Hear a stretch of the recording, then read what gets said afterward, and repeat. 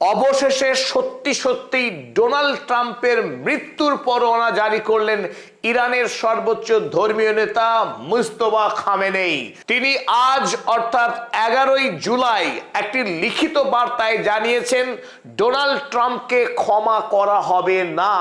ইরানের সর্বোচ্চ ধর্মীয় নেতা ইমাম আয়াতুল্লাহ আলী খামেনেই অর্থাৎ তার পিতাকে খুন করার বদলা ইরানের সৈন্যবাহিনী এবং ইরানের সাধারণ মানুষ নেবে। ডোনাল্ড ট্রাম্প এবং ইসরায়েল মিলিতভাবে ইরানের বিরুদ্ধে নতুন ষড়যন্ত্র শুরু করেছিল ইরানের ঘাড়ে দোষ চাপাবার জন্য যে ইরান নাকি তাকে খুন করবার ষড়যন্ত্র করছে।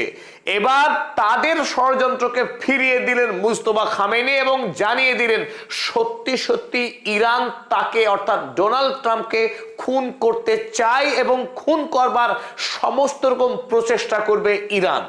সৌদি আরবের আল আরাবিয়া মিডিয়া হাউস এই খবরই প্রকাশ করেছে। তারা লিখেছে Mujtaba Khamenei in a written message, একটি লিখিত বার্তায় মুজতবা খামেনেই সেইজ, তিনি জানিয়েছেন revenge for his slain predecessor and father is demand of the nation and must certainly take place.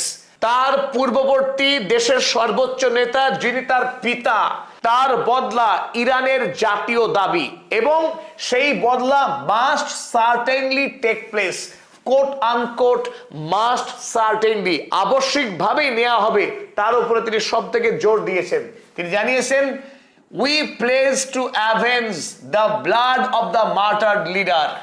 শহীদ নেতার রক্তের বদলা নেওয়া হবে, তিনি জানিয়েছেন, and all the martyrs of these two wars from the criminal and disgraced perpetrators. দুই যুদ্ধে সর্বোচ্চ নেতা সহ আর যারা শহীদ হয়েছেন তাদের প্রত্যেকের প্রাণের বদলা নেওয়া হবে।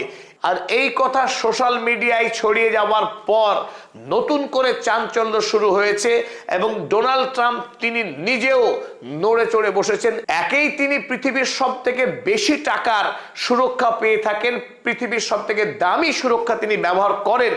এরপরে কোন ধরনের সুরক্ষা তিনি নিজেকে বাঁচাতে নেবেন সেটা নিয়ে শুরু হয়েছে গুঞ্জন। তবে অধিকাংশই বিশ্লেষক মনে করছেন ইরানের সর্বোচ্চ ধর্মীয় নেতার দেওয়া মৃত্যুর পরে অনেকে মোটেই হালকাভাবে দেখা উচিত নয়।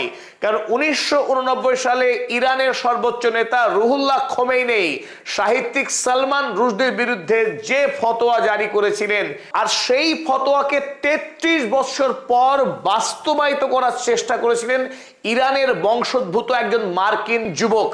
ইংল্যান্ড এবং আমেরিকায় 33 বছর ধরে লুকিয়েছিলেন সেই বিশ্ববন্দিত ইংরেজি সাহিত্যিক সালমান রুশদি। তাকেই 25 বছর বয়সী একজন যুবক যখন এই ফতোয়া দেওয়া হয়েছিল 1989 সালে, তখন তার জন্মই হয়নি।